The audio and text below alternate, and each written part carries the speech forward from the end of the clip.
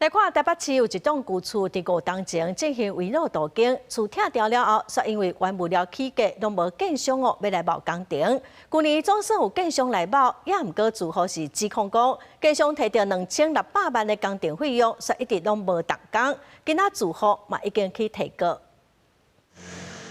台北市中正區的巷仔內底出現一個建地，毋過內底攏是喙齒的石頭鋼筋，營造的閣是白紙，頂頭閣寫110年要施工，今年就要完工，毋過即馬完全無動工的狀況。住戶就出面指控，因原地大的老建物5年前圍路都市換新，厝拆了，卻因為原物料起的因素，一直找無建商來處理。想袂到去年有建商表示會當接手，甲營造租金2600萬起了後，所用各種理由延前無要開工。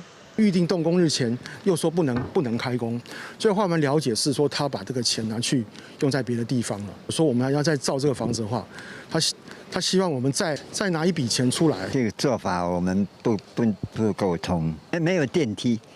就是每天要爬樓啊！住戶的指控，原地合約是定伫6月底，就要完成5樓的底板，8月要完成7樓的底板，啊，毋過卻一直延前，甚至佫要求住戶佫摕1000多萬的租金才肯開始動工，互因有貸款甲租金的壓力。尾啊，請市機關鬥3工，甲檢方提起詐欺的個訴。完全沒有去履行動工，好，這跟一般的這種民事糾紛其實是不太一樣的。我們也呼籲希望，地檢所能夠嚴正的偵辦這個案件哈，不要當作一般的民事糾紛。記者打電話給建商，建商是無要接受訪問，強調已經安排8月中旬和住戶進行調解。律師就建議，要都市換新的厝主，若是要和建商協議合建，簽約的時陣一定要注意合約施行的細節。地主、建商、銀行，他們其實是一個3方關係，然後最好就是銀行來保證一定會把它蓋完。